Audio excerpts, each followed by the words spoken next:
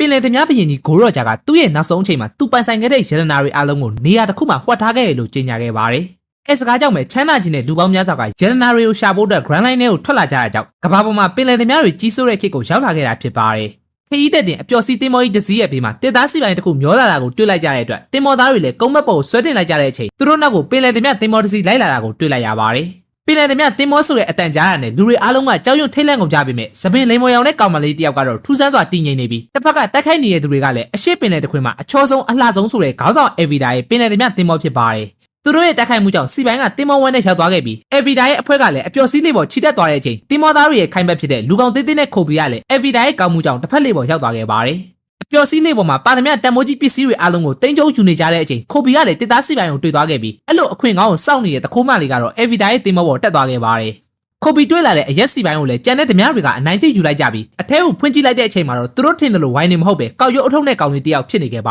တယ်။စီပိုင်းထဲမှာအိပ်ပျော်နေတဲ့ကောင်လေးကပင်လယ်ဓမြတွေကိုတော့ရှိရလို့မထင်ပဲဗိုက်ဆာရလို့ဇက်တိုက်ပြောနေပြီးသူ့ကိုရန်ရှာတဲ့ကောင်လေးကိုပါအေးအေးဆေးဆေးတင်ညာပြပေးလိုက်ပါတယ်။ဟောင်းနှမ်းနေရဲ့ကောက်ရုပ်အထုပ်ဆောင်းထားပြီးမျက်နှာမှာအမာယုံနဲ့ကောင်လေးရဲ့နာမည်ကတော့မွန်ကီတီလူဖီဖြစ်ပါတယ်။ခိုဘီကတော့တင်းမောပေါ်မှာဓမြတွေအများကြီးပါလာတဲ့အတွက်အမြန်ဆုံးပြေးဖို့ပြောပေမဲ့လူဖီကဂီယူမဆိုင်ပဲအစားအသောက်ကိုအငမ်းမရစားနေပြီးသူ့ရဲ့လေကရေဝဲထဲမှာမြုပ်သွားတဲ့အတွက်နောက်တစ်စီးထက်ရှာရမယ့်အကြောင်းပြောပါတယ်။တကယ်တော့ခိုဘီကလည်းအေဗီဒါရဲ့တင်မောသားမဟုတ်ပဲတနေ့မှာသူ့ငါးမြထွက်ချင်လို့စီးလာတဲ့လေကကန်ဆိုပြီးပင်လယ်သမားတွေပိုင်တာဖြစ်နေတဲ့အတွက်ဒီတင်မောပေါ်မှာ2နှစ်လောက်သူတို့ရဲ့ခိုင်ဘက်အဖြစ်ရှင်သန်နေရတာဖြစ်တဲ့အကြောင်းပြောပြလိုက်ပါတယ်။အေဗီဒါဆိုတာအရင်ဆိုးသွမ်းတဲ့ပင်လယ်သမားမကြီးဖြစ်လို့ထွက်ပြေးဖို့လည်းမစင်စားရတဲ့အကြောင်းပြောပေမဲ့အပူပင်မရှိတဲ့လူဖီကတော့ဂယုမဆိုင်ပဲတစ်ဖက်ကကောင်မလေးကလည်းဓမြတွေစီရတော့မကြောက်မလန့်နဲ့ပြန်ခိုးနေရဖြစ်ပါတယ်။လူဖီကိုတွင်းခဲ့တဲ့တင်မောသားတွေကကြောက်ကြောက်လန့်လန့်နဲ့တွားပြောကြပေမဲ့အေဗီဒါရဲ့တင်မောစာမိသွားခဲ့ပြီးခိုဘီကလည်းသူ့သားဒီကနေထွက်ပြေးလို့ရမယ်ဆိုရင်သူလှုပ်ချင်တာတစ်ခုရှိတဲ့အကြောင်းပြောပြလိုက်ပါတယ်။လူဖီပင်လယ်ထဲကိုထွက်လာရတဲ့အကြောင်းရင်းကတော့ပင်လယ်သမားဘုရင်ဖြစ်ချင်လို့ဖြစ်ပြီးအခုထိအဖွဲ့သားတယောက်မှမရသေးတဲ့ပြင်အဲ့လိုဖြစ်နိုင်မှုဆိုရင်ချမ်းသာမှုကြော်ကြားမှုနဲ့အာဏာရှိမှုကိုပေးစွမ်းနိုင်တဲ့ One Piece ရတနာကိုရမှဖြစ်နိုင်တဲ့အကြောင်းခိုဘီကပြပြလိုက်ပါတ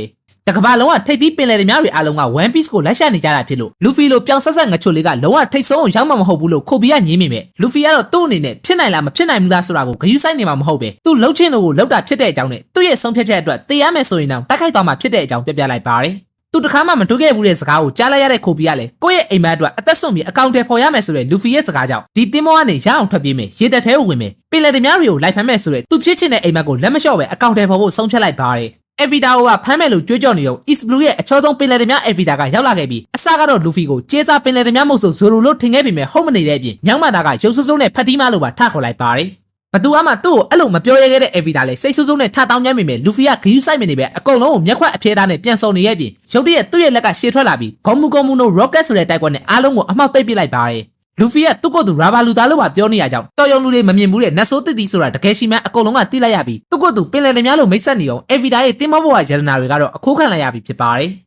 ခိုဘီကအေဗီဒါရဲ့ဒေါသကိုသိလို့အချိန်ရှိတုန်းပြေးခိုင်းနေရင်ပဲလူဖီရဲ့အိမ်မက်အကြောင်းကိုပြန်သတိရသွားတဲ့ကြောင့်သူ့အရင်ကြောက်ပါတယ်ဆိုတဲ့အေဗီဒါကိုရုပ်အဆိုးဆုံးဖတ်တီးမလို့တတိရှိရှိအော်ပြောလိုက်ပါတယ်။သူကရေတက်ထဲကိုဝင်ပြီးရင်အေဗီဒါလိုပင်လယ်သမားတွေအားလုံးကိုပါရအောင်လိုက်ဖမ်းမယ်လို့ထပ်ပြောလိုက်တဲ့အတွက်တင်မောက်စာမီးတော့မဲ့ချိန်မှာရာဘာလူသားလူဖီကခေါင်းနဲ့ဝင်ခံလိုက်ပါတယ်။ရာဘာဖြစ်နေတဲ့အတွက်လုံးဝနာကျင်မှုမရှိပဲဂေါမူနိုပစ္စတိုဆိုတဲ့ရာဘာလက်တီတစ်ချက်နဲ့ပါအဆုံးသတ်ပေးလိုက်တာကြောင့်အရှိပင်လေရဲ့ကြမ်းတမ်းလာတဲ့ပင်လယ်သမားမကြီးအေဗီဒါလည်းအဝေးကိုလွင့်သွားခဲ့ပါတယ်။ကျန်တဲ့ကောင်တွေကိုပါခိုဘီအတွက်လှေတစည်းချက်ချင်းပေးဖို့လူဖီကအမိန်ပေးလိုက်ပြီးအဲ့အချိန်မှာအနားကိုရေတက်တင်မောတွေရောက်လာတာကြောင့်အခုချိန်မှာပင်လယ်သမားအဖွဲ့ဝင်ဖြစ်နေတဲ့ခိုဘီကလည်းလူဖီနဲ့အတူပြေးလာခဲ့လိုက်ရပါတယ်။ One Piece ကိုရဖို့ဆိုရင်ပင်လယ်သမားတင်းချိုင်းလို့တင်စားကြတဲ့ Grand Line ကိုကြော်ဖြတ်ရအောင်မှဖြစ်လို့လူဖီအနေနဲ့တယောက်တည်းသွားလို့မရပဲတကယ်တော်တဲ့အဖွဲ့ဝင်တွေကိုလိုအပ်အောင်မှဖြစ်ပါတယ်။အဲအကြောင့်ပဲအရန်တော်တယ်လို့သတင်းကြားထားတဲ့ကျေးစားပင်လယ်သမားမဟုတ်ဆိုဇိုရိုကိုသူ့အဖွဲ့ထဲခေါ်ဖို့ဆုံးဖြတ်လိုက်ပြီးရေတက်စခန်းတစ်ခုမှာအဖမ်းခံနေရတဲ့ဇိုရိုစီကိုထွက်လာခဲ့လိုက်ကြပါတယ်။အရှိပင်လေရဲ့နာမည်ကြီးကျေးစားမဟုတ်ဆိုရိုရိုနိုဝါဆိုရိုဆိုတာကသွေးဆနေတဲ့မိစ္ဆာတကောင်လို့ဓမြတွေကိုအပိုင်းပိုင်းလှိပစ်တဲ့မကောင်းဆိုးအားလို့ကြော်ကြားတဲ့သူဖြစ်တဲ့အတွက်ခိုဘီကတော့လက်နေပြီမဲ့ဇိုရိုသာလူကောင်းတယောက်ဆိုရင်အဖွဲ့ဝင်ဖြစ်ရအောင်ခေါ်မှဖြစ်တဲ့အကြောင်းလူဖီကဖျက်ပြလိုက်ပါတ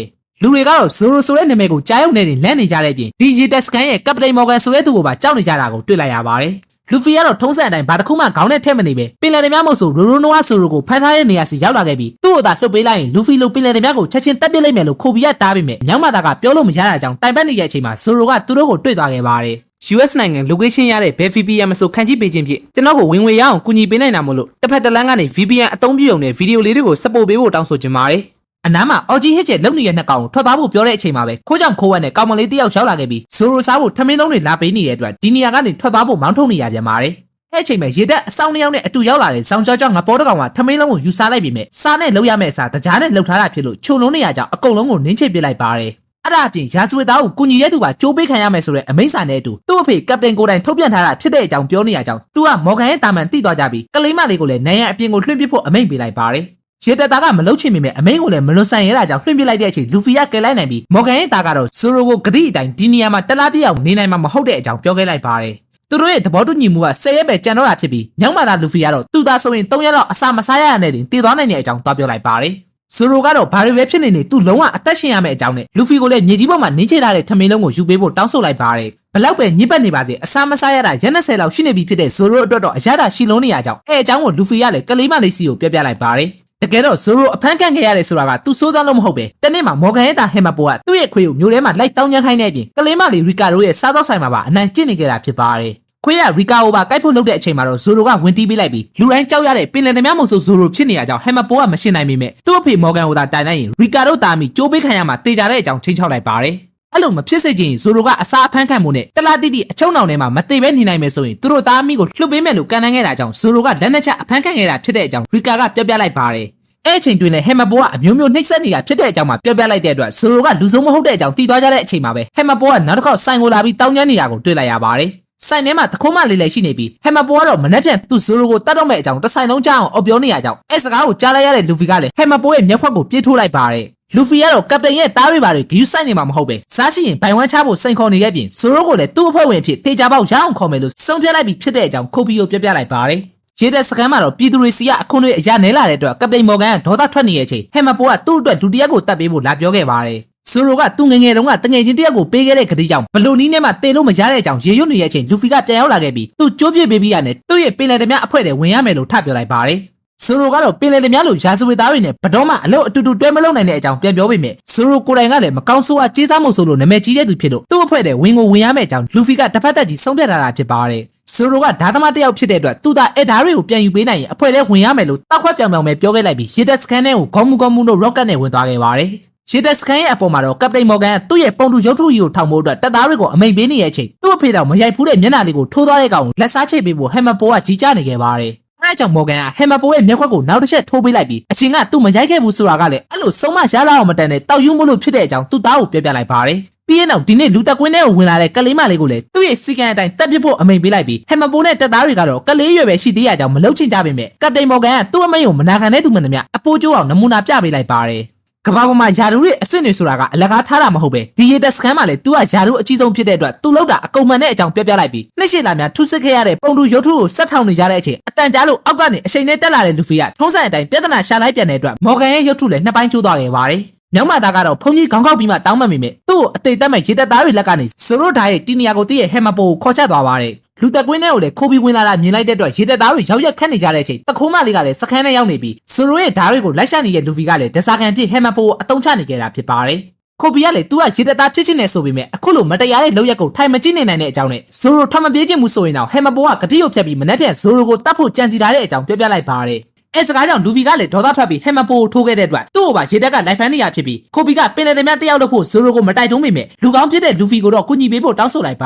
တယ်အခုချိန်မှာလူဖီနဲ့ဇိုရိုနှစ်ယောက်ကပဲအချင်းချင်းကဲတင်နိုင်မှာဖြစ်တဲ့အကြောင်းပြောပြနေတဲ့အချိန်အနားကိုရောက်လာတဲ့မော်ဂန်ကနှစ်ယောက်လုံးကိုတတ်ဖို့အမိန့်ပေးလိုက်ပါတယ်လူဖီကလည်းဓာတ်တွေထားတဲ့အခန်းထဲကိုရောက်လာခဲ့ပြီးမြဲဇိုရိုရဲ့ဓာတ်ကဘယ်မှမသိပဲဟင်မပိုကလည်းတတိလစ်သွားပြီဖြစ်လို့အကောင်လုံးကိုယူသွားဖို့ဆုံးဖြတ်လိုက်တဲ့အချိန်မော်ဂန်ကလည်းဇိုရိုနဲ့လူဖီတို့ကိုအခြေမြင့်မရှိတဲ့အာနာသိန်းရဲ့ကြံစီမှုဆိုတဲ့အကြောင်းပြချက်နဲ့ချက်ချင်းကွက်မြက်ခိုင်းလိုက်ပါတယ်ဘလောက်ပဲတန်မာတဲ့ကောင်ဖြစ်နေပါစေသူ့ရဲ့ပိုင်တဲ့ထဲမှာတော့ဘာမှမဟုတ်တဲ့အကြောင်းပြောရင်ပြစ်ခိုင်းလိုက်တဲ့အချိန်ဒီလိုနေရာမှာတေလို့မဖြစ်တဲ့အကြောင်းဇိုရိုကတွေးနေအောင်ရေတပ်သားတွေပြစ်လိုက်တဲ့ချီစံကိုလူဖီကဝင်ခံလိုက်ပါတယ်ဒါကတော့ One Piece အပိုင်းတစ်ဖြစ်ပြီးအပိုင်းနှစ်ကိုနောက်နေ့မှာတင်ပေးသွားမှာမို့လို့ like share comment နဲ့ YouTube မှာလည်း subscribe လေးလုပ်ပြီးအားပေးခဲ့ကြဖို့တောင်းဆိုချင်ပါတယ် brother က Facebook ကပဲဖြစ်ဖြစ် YouTube ကပဲဖြစ်ဖြစ်ဒီဗီဒီယိုကြည့်နေရဆိုရင်ကျွန်တော်အတွက်အနည်းဆုံးတော့ like တစ်ချက်နဲ့ comment တစ်ခုခုအဆင်ပြေရလေးမှန်းငယ်ပေးဖို့တောင်းဆိုချင်ပါတယ်သဘောကျရင်တော့ share လေးနဲ့ပါကူညီသွားလို့ရပါတယ်